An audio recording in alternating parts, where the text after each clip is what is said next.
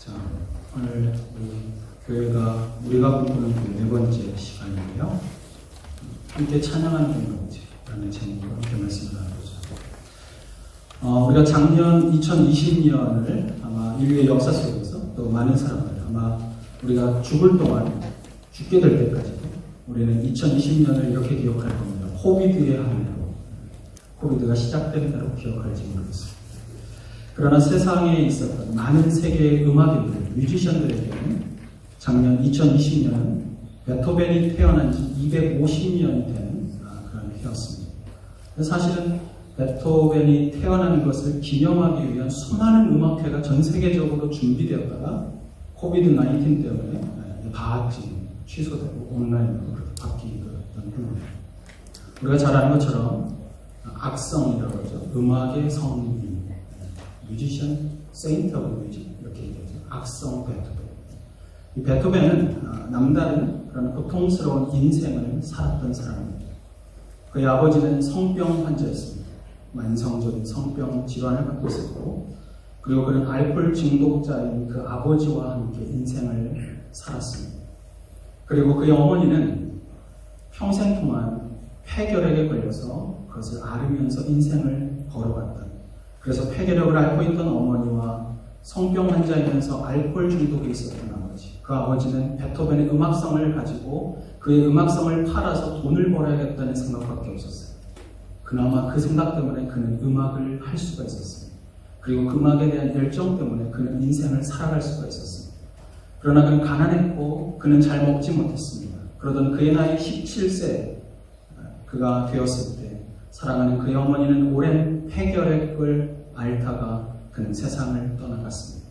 그리고 베토벤의 나이 22세가 되었던 그 오랫동안 아버지 가장으로서의 역할을 하지 못했던 그 알코올 중독자 아버지도 세상을 떠납니다.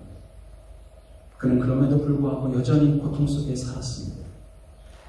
그가 얼마나 힘들었는지, 그는 음악으로 간신히 버티며 살았지만 그의 나이 28이 되었던 그해, 그가 이제 막 작곡가로서 그리고 피아니스트로 사람들에게 조금씩 이름을 알리기 시작할 즈음 그에게 청천벽력 같은 소식이 찾아왔습니다. 그가 점점 소리를 들을 수 없는 청력을 잃어가기 시작하는 병에 걸린 것입니다. 그는 청각 장애를 앓기 시작했고, 조금씩 소리가 들리지 않지만 그는 여전히 음악을 악보에 옮겨졌고 피아노를 연주해야 하는 아픔 속에 고통의 날을 보냈습니다. 그래서 그의 전기를 보면 32세 때 그는 유서를 남기고 이 땅을 떠나야겠다라는 결심을 했었다고도 기록합니다. 그런 시간을 보내던 어느 날 집 앞에 있는 오솔길 숲속을 걸어가다가 그는 새소리가 우는 소리를 듣다가 그 새소리 속에서 갑자기 자신의 인생을 녹화하는 운명의 두드림을 그가 듣습니다. 그리고 그는 그 소리를 들으면서 그의 인생 속에서 내가 지금 이렇게 고통 속에 살아가는 것이 만약 나의 운명, fate, 내 운명이라면, destiny라면 나는 그것을 피하기보다는 오히려 그것을 차라리 사랑하고 그 운명을 내가 끌어안고 나는 그것을 오히려 노래하며 인생을 살아야겠다라는 생각을 하게 됩니다. 그의 전기를 보면 베토벤은 이런 말을 했습니다. 그날 운명이 나에게 녹화하던 날 그 운명이 나에게 이렇게 다가왔다. 바바바밤 바바바밤. 이게 웃어야 되는 거야. 여러분, 베토벤 운명 교향곡이 이렇게 시작하지 않습니다. 짧은 세 개와 긴 하나. 그 단 4개의 음으로 자신의 인생에 다가오고 있었던 운명의 두드림을 그는 피아노 그 심포니 교향곡 넘버 5 C 마이너, 그게 서양 사람들이 말하는 말이에요. 운명은 동양 사람들이나 붙여진 이름. 이 전기에서 그가 운명의 두드림 속에서 그가 이 곡을 작곡했다고 해서 동양 사람들은 운명이라고 이름 부르지만 서양 사람들은 심포니 넘버 5 in C 마이너 이렇게 기록합니다. 중요한 것은 이것입니다. 그는 그 운명의 소리 앞에서 그것을 받아들이고 오히려 그는 그의 음악 속에서 그 운명의 문을 열어젖히고 고난과 역경을 넘어서서 이제는 암흑에서 광명의 삶을 살기로 그는 결정한 그의 음악을 탕생시키고 있었다는 것이죠. 그래서 베토벤은 천재적인 그런 음악성을 갖고 있었지만 피나는 노력을 했어요. 그의 노력 안에는 언제나 열정과 헌신의 흔적이 남아있어요. 제가 조금 전에 말한 것처럼 그의 음악 안에는 운명이라는 것이 있고, 그의 음악 안에는 광명이라는 것이 있고, 그의 음악 안에는 고통이라는 것이 있고, 그리고 헌신이라는 것이 있어요. 그는 자신의 음악을 통해 우리에게 다가오고 있는 모든 고난 속에서도 우리는 여전히 노래할 수 있다고 그는 우리에게 말해주는 것입니다. 오늘 똑같이 오늘 함께 읽은 에베소서는 바로 그런 사도 바울이 고난의 밑바닥에 있었던 로마의 감옥에 갇혀서 그 고난 속에서도 오히려 에베소 교회를 향해서 이렇게 말하고 있었습니다. 찬송하리로다 우리 주 예수 그리스도의 아버지 하나님. 그는 하나님을 고난 속에서 찬양해야 된다고 말합니다. 에베소서는 교회에 대해서 이야기하는 책입니다. 그러나 에베소 교회 성도들을 향해서 교회에 대한 이야기를 하면서도 그는 이렇게 말하는 거예요. 우리가 인생의 고난 앞에서도 여전히 찬송해야 될 이유, 내가 오늘 감옥 속에서 찬양해야 될 이유를 발견하여 나만이 아니라 당신들도 찬양하는 인생을 살라고 내가 말하고 있는 이유가 있습니다. 이 말은 바꿔 말하면 이것입니다. 우리가 사도 바울이 말하는 인생의 고난 속에서도 노래할 수 있는, 주님을 예배하고 찬양할 수 있는 이유를 발견하면 우리가 고난 속에서도 얼마든지 우리는 운명을 탓하지 않고 하나님을 찬양하면서 인생의 걸음을 어둠에서 광명으로 바꿔갈 수가 있다는 사실입니다. 정말 그런 삶을 원하지 않습니다. 내 인생에 고난도 있지만, 내 인생에 아픔도 있지만, 그러나 여전히 하나님을 찬양하는 진정한 거듭난 그리스도인의 삶을 꿈꾸지 않습니다. 오늘 사도 바울은 지난주에 빌립보서를 향해서는 고난 속에서도 기뻐하라고 이야기했고, 오늘 이렇게 말합니다. 고난 속에서도 당신은 찬양할 수가 있어요. 그러면 우리가 찬양해야 될 이유, 우리가 그리스도인으로서 우리가 정말 아픔도 있고 어려움도 있지만 그리스도인 공동체가 함께 하나님을 찬양해야 될 이유는 무엇일까요? 오늘 사도 바울은 세 가지 하나님을 소개하면서 우리에게 그 이유를 밝혀줍니다. 첫 번째로 아버지 하나님의 축복 때문에 우리는 찬양할 수가 있습니다. 우리 함께 3절 말씀 한번 읽어볼까요? 3절 같이 읽습니다. 시작. 찬송하리로다 하나님 곧 우리 주 예수 그리스도의 아버지께서 그리스도 안에서 하늘에 속한 모든 신령한 복을 우리에게 주시리라. 보면 우리 주 예수 그리스도의 아버지, 다시 말하면 성부 하나님, 그분은 하늘에 속한 모든 신령한 복을 우리에게 주시기로 결정하셨다는 거예요. 그래서 찬양한다는 거예요. 그렇다면 그 복이 무엇일까요? 4절과 5절에 설명되고 있어요. 우리 같이 4절과 5절 한 목소리로 함께 읽습니다. 시작. 곧 창세전에 그리스도 안에서 우리를 택하사 우리로 사랑 안에서 그 앞에 거룩하고 흠이 없게 하시려고 그 기쁘신 뜻대로 우리를 예정하사 예수 그리스도로 말미암아 자기의 아들들이 되게 하셨습니다. 여기 보면 축복을 하나님 아버지의 축복이라고 말해요. 성경에서는 우리가 삼위일체로 얘기하는 성부 하나님의 축복, 그 하나님의 축복은 무엇인가? 4절에 보니까 창세전, 세상을 만드시기 이전에 우리를 주님은 선택하시고, 일렉션, 우리를 선택하시고 우리를 정하셔서 당신의 자녀가 되게 하려는 계획을 가지고 계셨다. 이것이 하나님 아버지의 축복인 것이죠. 이것을 가리켜서 신학자들은 일렉션, 선택의 교리, 그리고 또 하나는 어답션, 양자됨. 우리가 한국 사람들은 양자라는 말을 되게 싫어하고, 자, 바꾸자면 자녀되는 교육. 일렉션 앤 어답션. 선택과 자녀됨. 근데 그것을 언제 선택하셨다고? 언제 결정하셨다고? 바로 이 땅에 존재하기 그 전부터 우리를 선택하셨다는 사실.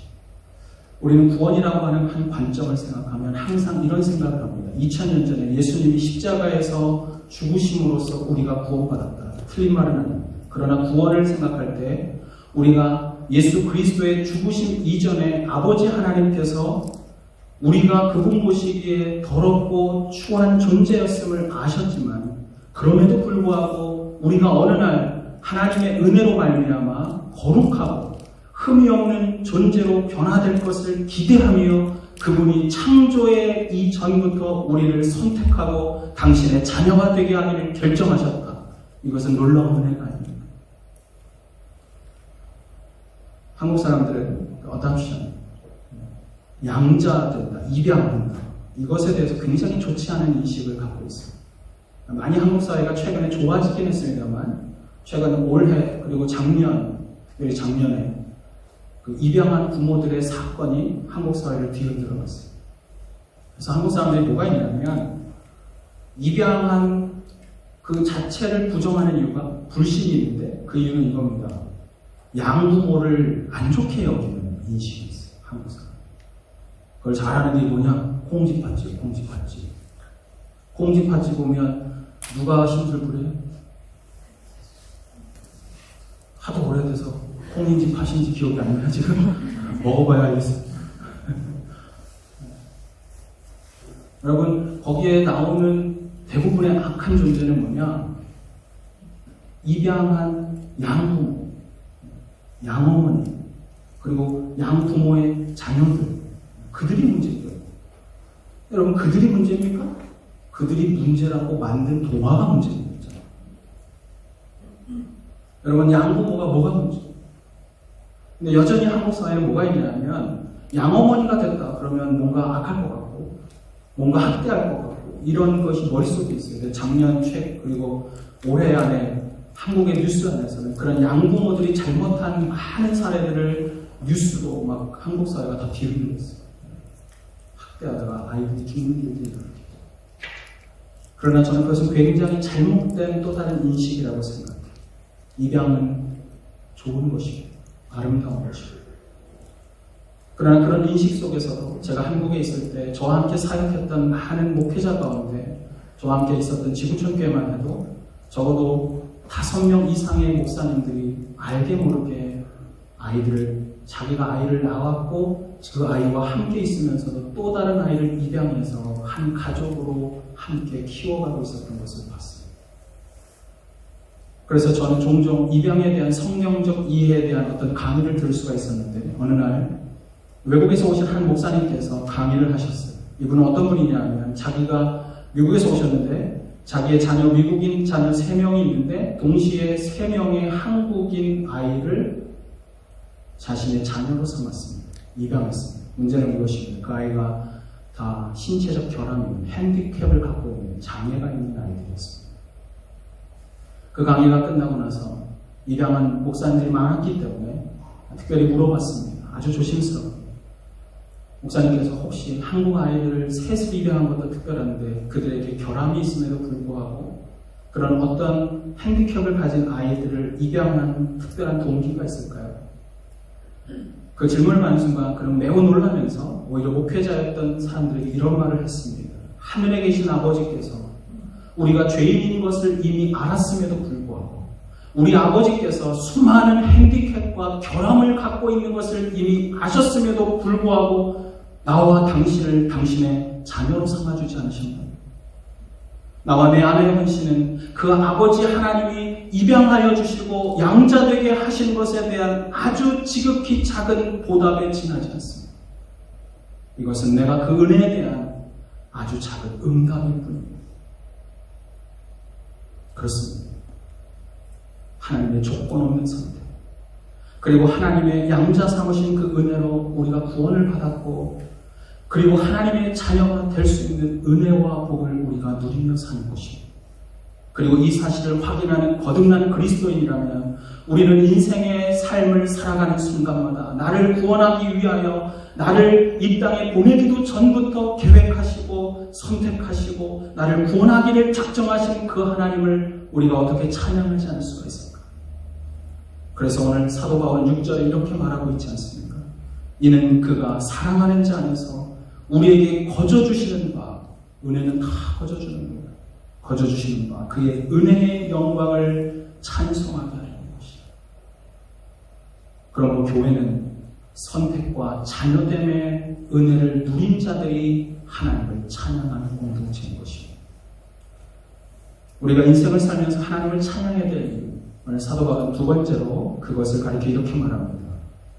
성자 하나님의 축복 때문이다. 그분의 아들 예수 그리스도의 축복이 있기 때문에 우리는 찬양해야 한다고 말합니다. 우리가 하나님 아버지의 축복 때문에 찬양할 수가 있었어요. 하나님 아버지의 그런 축복이 뭐예요? 나를 창세전에 뭐했다? 엘렉션, 나를 선택하셨다. 그리고 그분이 나를 어답션, 자녀 삼기로 결정하셨다. 이것이 축복이었다면 그의 아들 예수 그리스도께서 우리를 향해서 베푸신 또 다른 축복이 있다고 오늘 사도 바울은 이야기해 줍니다. 그 예수 그리스도의 축복이 무엇인가? 7절입니다. 한번 7절 말씀 같이 한번 읽어볼까요? 시작. 우리는 그리스도 안에서 그의 은혜의 풍성함을 따라 그의 피로 말미암아 속량 곧 죄사함을 받았느니라.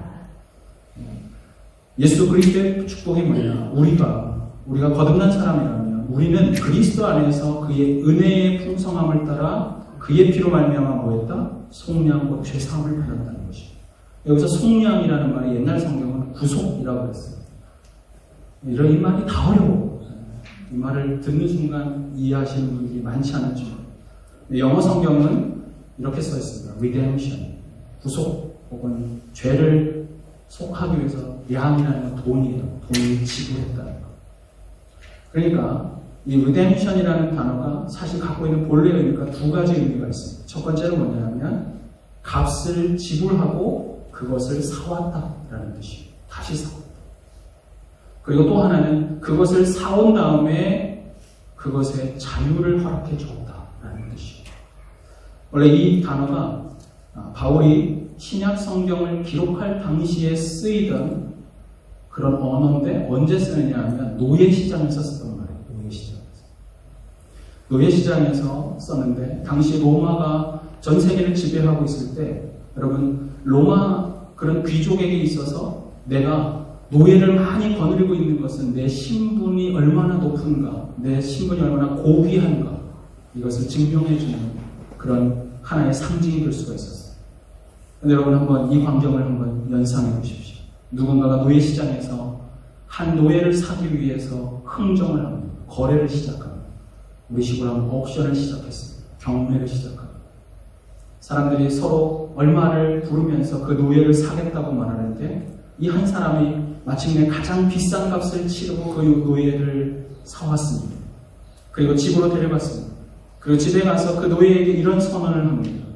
이제 당신은 노예가 아닙니다. 당신 오늘부터 자유인입니다.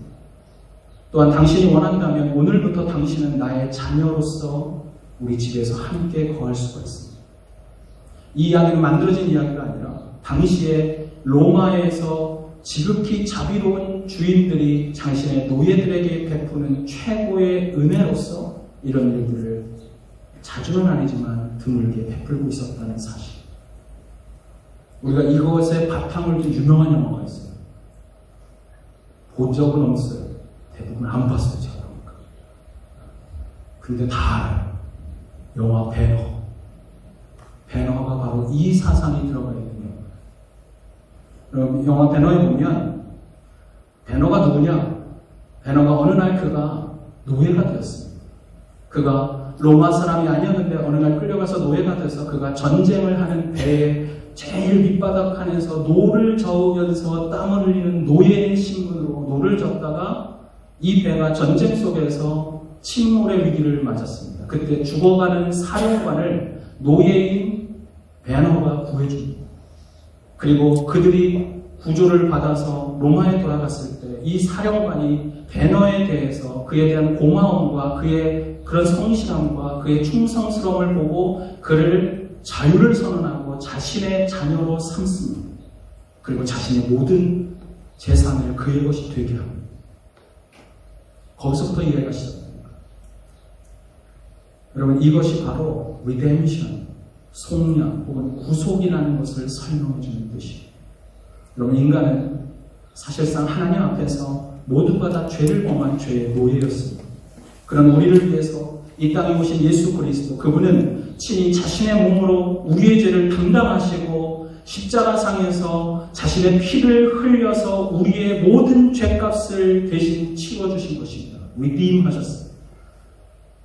그리고 그분은 그 피로 우리들의 죄값을 다 치르셨을 뿐 아니라 우리에게 자유를 선언하며 죄로부터, 우리의 어둠으로부터 광명으로 우리를 인도하신 것입니다. 그래서 구속은 바꿔 말하면 죄사함의 은혜인 것입니다. 우리가 죄인이었지만 나의 모든 죄값을 치르고 내 죄가 없는 것으로 여기신 하나님 아버지의 특별한 은혜. 그러나 그 일을 누가 하셨다고요? 예수 그리스도. 그런데 그 예수님은 우리를 그렇게 구원하셨을 뿐 아니라 우리가 하나님의 자녀가 되었을 때 그분은 하나님의 자녀인 우리에게 그냥 구원자로 구원받은 사람으로만 살게 하는 것이 아니라 또 다른 축복을 주셨어요. 그게 뭔지 아십니까? 그것은 하늘에 있는 비밀을 알게 하는 축복을 베푸십니다. 하늘에 하나님께서 베풀고자 하는 당신의 축복들을, 그분의 그 뜻을 우리로 하여금 알게 하는 은혜를 베푸셨다는 것. 그것을 교리적으로 말하면 revelation이라고 해요. 보여준다, 계시, reveal, 드러내다는 것. 하나님의 뜻을 알려준다는 것. 우리 한번 8절과 9절을 읽겠습니다. 8절과 9절 함께 읽어볼까요? 시작. 이는 그가 모든 지혜와 총명을 우리에게 넘치게 하사 그 뜻의 비밀을 우리에게 알리신 것이요 그의 기뻐하심을 따라 그리스도 안에서 때가 찬 경륜을 위하여 예정하신 것이요. 어려운 말이 엄청 나오고 있어요. 자, 8절에 이는 그가, 예수님이 모든 지혜와 총명을 우리에게 넘치게 하사, 왜 이렇게 하셨어요? 지혜와 총명을 넘치게 하신 9절입니다. 그 뜻의 비밀을 우리에게 알리신 것이다. 하나님 아버지의 비밀을 우리에게 알려주기 위한 것이다. 그리고 그의 기뻐하심을 따라 그리스도 안에서 때가 찬 경륜. 여러분, 여기 경륜이라는 말이 되게 어려운데 영어 성경에 뭐라고 되어 있어요?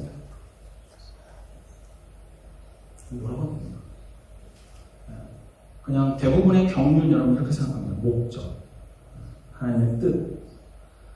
여러분들이 성경을 읽다 경륜 그러면 하나님의 계획, 어려운 말을 하나님의 어떤 계획과 목적을 따라서 그리스도 안에서 우리에게 보여주시고자 하는 비밀을 알려주신다는 것이죠. 자, 여러분에게 제 질문합니다. 여러분, 어느 날 내가 인생을 살다가 내 인생에 비밀이 하나 생깁니다. 그럴 때 있죠. 말 못할 때니. 청년들 많은지 고개를 끄덕거리는 참 좋아요. 졸음에서 계신 분들 일어나십시오. 자, 어느 날 내가 인생 살다가 어느 날 나에게 비밀이 생겨요. 누구에게 말 못할 비밀. 그러면 누구한테 얘기해요? 근데 그 비밀을 나눠야 한다. 내가 혼자 끙끙 할 수가 없어서 꼭 한 명하고 나눈다면 여러분 누구하고 나눌 것 같아요? 이걸 왜 고민하시지? 결혼하셨는데 고민하면 상당히 제가 고민스럽습니다. 여러분, 우리의 그런 비밀을 누군가와 나눠야 한다면 우리는 가장 친한 친구, 소위 절친이라고 하는, 다시 말하면 내가 무슨 말을 해도 나를 가장 잘 이해해 줄 사람, 내가 무슨 말을 해도 내 상황을 용납하고 받아줄 수 있는, 그래서 내가 믿을 수 있는 사람, 우리는 그 사람을 친구라고 부릅니다. 요즘은 절친이라고 해요.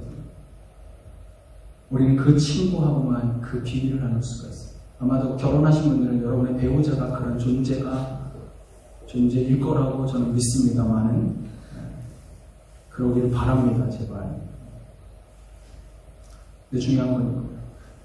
나를 가장 잘 아는 그 친구. 그래서 내가 가장 믿을 수 있는 사람을 친구라고 하는데, 오늘 성경은 우리를 구원하신 예수 그리스도께서 우리에게 그 놀라운 자신의 비밀을 알려주시고 그것을 알게 하겠다는 것이에요. 무슨 뜻이에요? 저와 여러분을 예수님께서 가장 친밀하고 가장 신뢰할 만한 당신의 친구로 삼으셨다는 뜻이에요.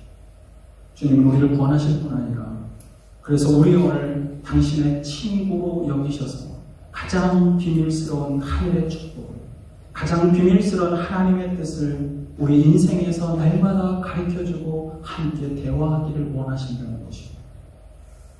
여러분, 그것이 은혜가 아닙니다. 요한복음 15장 15절에 보면 우리 주님 우리에게 이런 말씀하셨습니다. 이제부터는 너희를 종이라 하지 아니하리. 우리가 죄의 노예가 돼서 죄의 종이었지만 종노릇하던 우리를 향해서 이렇게 말해요. 이제는 너희를 종이라 하지 아니하리니 종은 주인의 하는 것을 알지 못함이라. 그러나 나는 너희를 친구라 하였으니.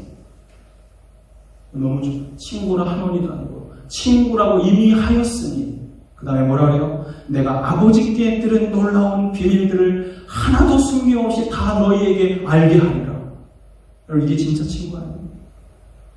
그런데 그 친구가 우리를 구원하실 뿐 아니라 이 세상을 주관하시는 그 놀라운 하나님의 아들이 되셔서 우리의 인생의 걸음마다 함께 하시며 우리를 그분의 뜻대로, 우리의 인생의 걸음에서 고난도 있고 아픔도 있지만 그때마다 내가 어디로 가야 할지를 가르쳐 주시는 놀라운 친구로, 믿을 만한 친구로, 한 번도 배신하지 않을 수 있는 유일한 믿을 수 있는 존재로 나와 함께 인생을 걸어간다는 것은 얼마나 놀라운 축복입니까?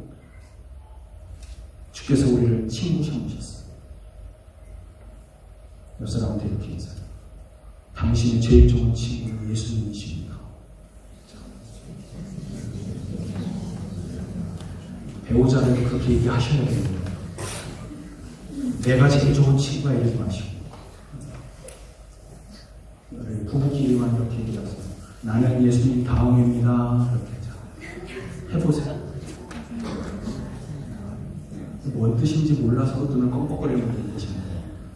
제일 좋은 친구. 그래서 교회는 뭐냐면 바로 이런 구속의 은혜와 그런 비밀을 알려주신 친구 되심의 그런 은혜를 찬양하는 공동체. 그것을 늘 기억하는 공동체. 그래서 고난이 있지만 그런 고난 속에서도 그것을 노래할 수 있는 공동체. 그것이 바로 교회인 것입니다. 우리가 하나님을 찬양하며 살아야 될 마지막 세 번째 이유, 그것은 성령 하나님의 축복 때문입니다. 자, 성자 하나님의 축복이 있었습니다. 뭐였어요? 창세전에 나를 선택하시고 자녀 삼으셨다.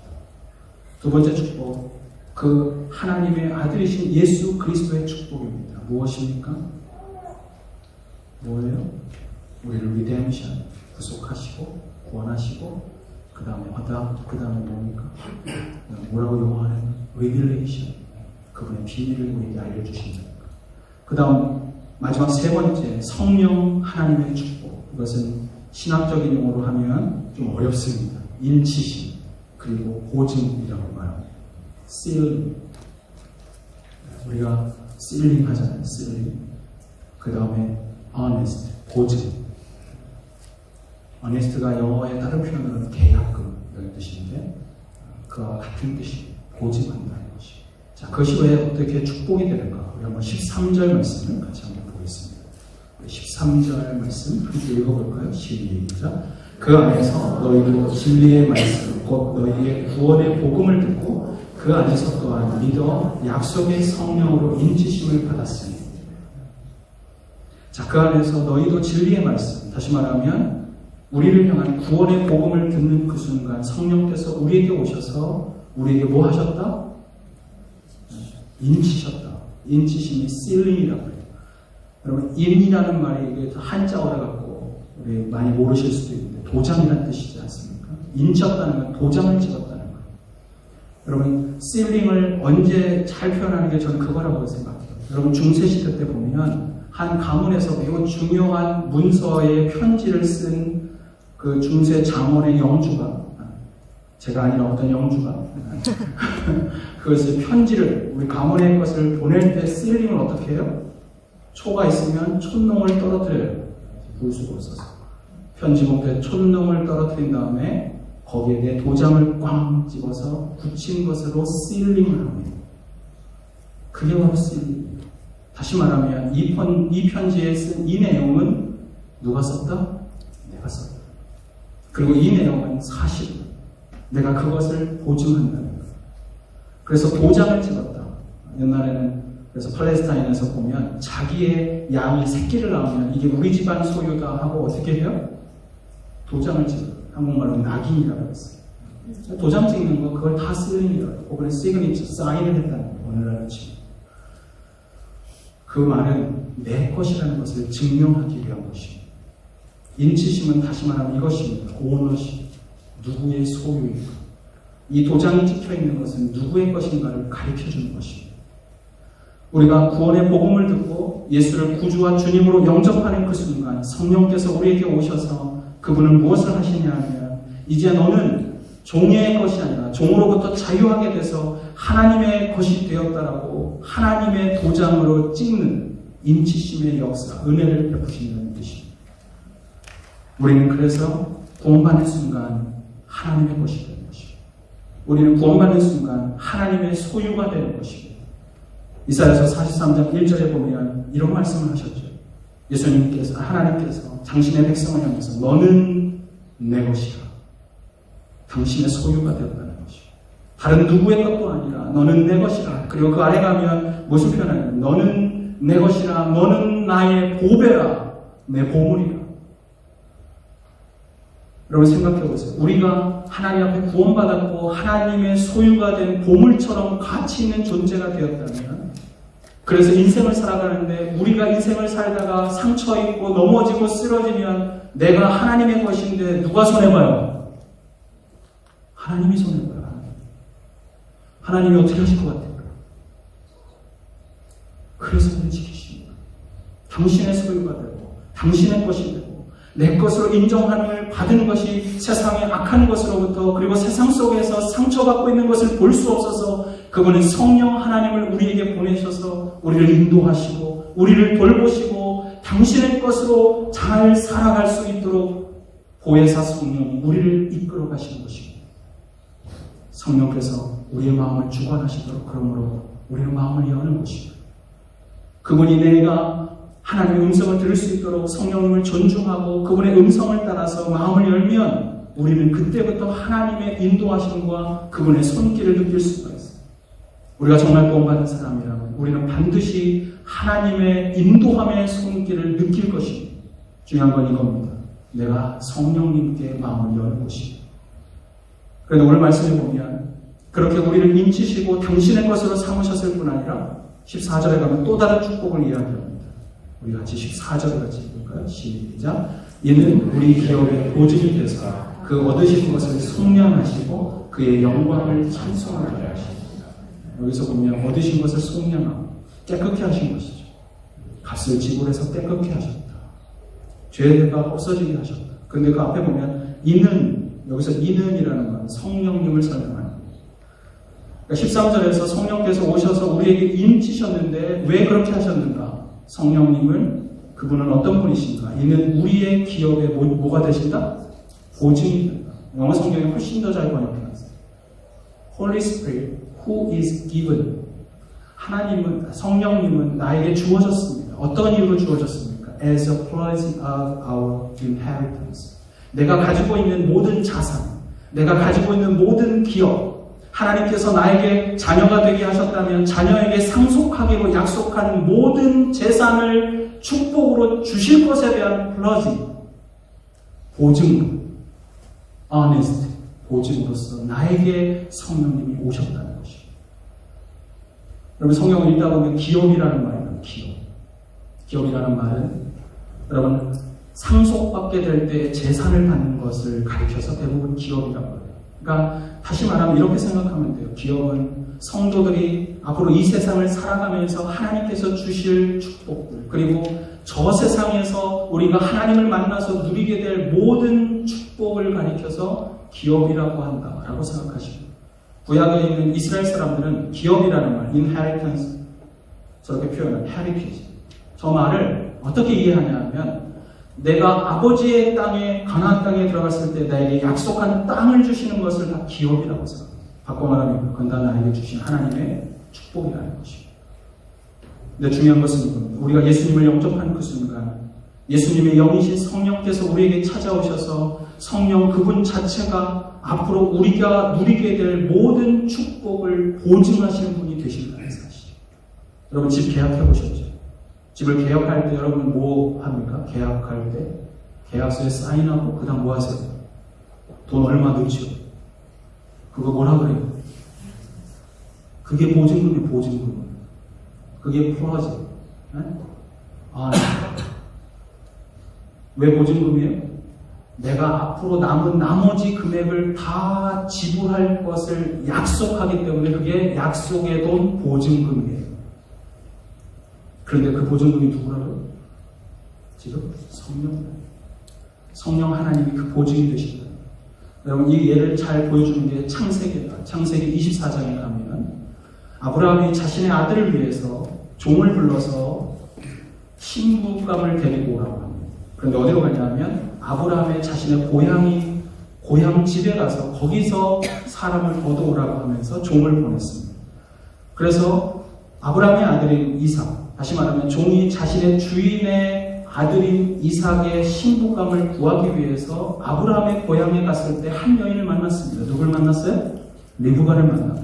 리브가를 만난 그 순간 그녀가 예비된 이삭의 신부감인 것을 알아차린 이 종이 자신이 가져갔던 아브라함으로부터 받았던 것을 보따리를 열어서 리브가에게 줍니다. 그게 뭐냐 하면 금 손목걸이와 금 코걸이에요. 폐물을 꺼내서 주기 시작해요. 근데 여러분 중요한 것은 이거예요. 그에게 준 리브가가 지금 신부가 되기 위해서 계약하듯이 그가 받은 그 모든 폐물이 리브가가 앞으로 누리게 될 신부로서의 축복의 전부인가요? 아니에요. 그것은 앞으로 누리게 될 신부가 누릴 모든 축복을 약속하는 보증으로서 준 폐물, 그런 보화가 됩니다. 그는 장차 누리게 될 모든 축복의 시작으로서 그 폐물을 받았고, 그리고 그것이 앞으로 누리게 될 축복을 보증하는 것입니다. 바로 성령님이 오늘 하나님께서 우리에게 베푸실 그 모든 축복의 보증으로 우리와 함께한다. 그러면 여러분이 성령 하나님을 존중하고 그분과 함께 인생을 걸어가면 우리는 어떤 일을 누리냐 하면 그분이 나에게 보여주시고자 하는 하늘의 하나님이 베푸실 모든 축복을 사실은 보증받고 그것을 누리는 축복의 시작이 열리기 시작합니다. 사랑하는 성도 여러분, 여러분의 인생이 때로는 황폐하고 그래서 메마르다고 느껴지시는 분이 계신가요? 그렇다면 저는 우리들 모두가 우리를 위해서 예비하신 하늘의 축복을 바라볼 수 있는 눈을 주께서 열어주시기를 바랍니다. 우리가 믿음의 눈으로 그 축복을 바라볼 수 있다면 나를 위해서 부어주시고 지금도 창세 전부터 나를 위한 축복으로 다가오시고 그리고 2000년 전 예수 그리스도를 통해서 우리에게 은혜 베푸셨던 그분은 아직도 베푸실 수많은 은혜와 축복을 가지고 너와 나를 바라보기만 하면 부어주겠다고 성령님으로 우리와 함께 하시고 있다는 사실. 중요한 것은 이것입니다. 오늘 나와 함께하며 내 인생의 축복이 되기를 소망하는 성령님을 존중하고 그리고 그분과 함께 하나님을 인정하며 그것을 믿음으로 바라볼 수 있는 것. 1800년대 목사의 아들로 태어나서 놀라운 고고하게 기여했던 사람이 있습니다. 하인리 슐리만이라는 사람이에요. 하인리 슐리만. 그분의 책 보면 고대의 열정이라는 책이 있습니다. 이 사람이 7살 때 고대의 열정이라는 책을 보면 자서전인데요. 7살 때 아버지가 성탄절 선물로 한 책을 선물해 줬습니다. 그게 뭐냐면 어린이를 위한 세계사. 거기에 보면 일리아드와 오디세이라고 하는 서시를 쓴 호머의 그런 글이 있습니다. 그가 그거를 읽고 나서 그 신화잖아요, 신화. 그리스 로마 신화의 한 이야기를 그가 읽다가 그의 마음속에 이런 믿음이 생기기 시작했어요. 혹시 그 신화 속에 있었던 트로이가 실제로 이 땅에 있었던 것이 아닐까? 그가 궁금해했습니다. 7살의 아주 어린 호기심. 그러다가 그 아이가 그것을 믿기 시작했습니다. 그리고 그 믿음은 이 슐리만에게 있어서는 일생을 포기할 수 없는 꿈이 되어버렸습니다. 하지만 그는 가난한 목회자의 아들이었고 그래서 그는 수많은 실패와 어려움 속에서 정규 교육과정을 중학교까지밖에 마치지 못하고 그는 식료품 가게에서 점원으로 일을 했고 그리고 바다의 선원으로서 그는 전전하며 인생을 살았습니다. 그가 트로이에 대해서 말할 때마다 사람들은 저는 미친놈이라고 말했어요. 왜냐하면 신화 속에 있는 것이 어떻게 실제로 이 땅에 있다는 것인가. 그는 트로이에 미쳐있는 그런 50이 될 때까지 미친 사람으로 그는 50이 될 때까지 한 사람의 여인도 만나지 못하고 그는 혼자 외롭게 인생을 살아야겠습니다. 그러면서도 그는 모국어인 독일어 외 7개의 언어를 유창하게 말할 수 있을 만큼 그는 고고학에 대한 열정을 갖고 살았습니다. 그가 40이 되었을 때 비로소 그는 자신의 사업을 시작하기 시작했는데 그는 그것을 고고학을 위해서 던져버렸습니다. 그리고 고고학 연구를 시작했습니다. 그리고 그의 고고학 연구에 의해서 우리가 잘 아는 트로이라는 도시가 발견됩니다.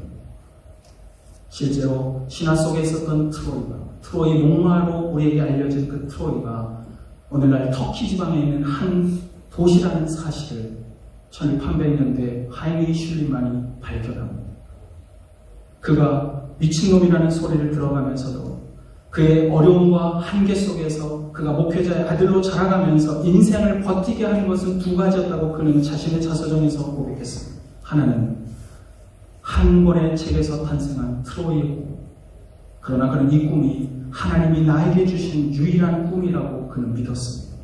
그리고 두 번째 그의 인생을 버티게 하는 것은 이것입니다. 어머니가 어릴 적부터 가르쳐 주었던 기도의 능력. 그는 어릴 때부터 부모에게 배운 기도를 하고 있었습니다. 그는 그의 자서전에 이렇게 썼습니다. 나는 기도하며 꿈을 꾸고 있었다. 나는 꿈을 꾸며 오늘도 성령 하나님 앞에 무릎을 꿇고 있었다.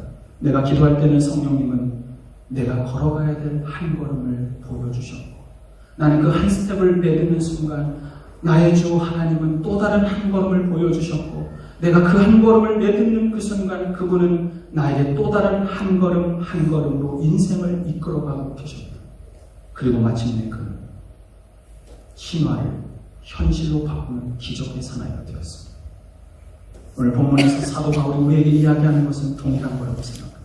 만일 우리가 한 권의 책인 이 성경에서 말하고 있는 이것을 신화가 아니라 오늘날 내게 주신 진정한 사실의 축복으로 믿는다면, 그리고 그것이 하늘에서 나에게 베풀어 주실 놀라운 하나님의 역사라는 것을 믿음으로 하나님 앞에 기도하며 바라보는 사람이라면, 이 한 권의 책에 서 있는 모든 약속은 내 인생의 한 걸음 한 걸음을 인도하여 당신의 놀라운 축복의 땅을 밟게 하는 성령의 인도하심을 받는 우리의 인생으로 바꿔갈 것입니다. 저는 여러분들이 단지 구원받은 것에 대해서 내가 그저 천국에 간 것에 대해서만 감사하는 것을 넘어서서 그 구원이라고 하는 것은 오늘 나에게 베풀기 위한 수많은 하나님의 놀라운 축복과 은혜와 사랑의 농축액이었다는 것을 기억하고, 그 하나님의 은혜를, 그 성자 예수 그리스도의 희생을, 그리고 오늘 나와 함께 친구 되셔서 나의 인생의 걸음을 여전히 축복의 길로 바꿔가기를 원하며 비전과 꿈으로 바꿔가기를 원하는 성령님 앞에 기도할 수만 있다면, 우리는 얼마든지 내 인생의 고난 속에서도 주님을 찬양하며 내 인생의 비전을, 내 인생의 꿈을 실제로 실현시키는 하나님을 우리는 경험하며 하나님을 찬양할 수 있을 것입니다. 교회는 그 하나님의 꿈을 바라보며 오늘 기도하며 그것을 이뤄내는, 그래서 하나님 앞에 찬양드리는 구원받은 찬양의 공동체인 것입니다. 저는 여러분이 그런 찬양의 인생을 살게 되기를 다시 한번 주님의 이름으로 축원합니다. 우리 같이 기도하겠습니다.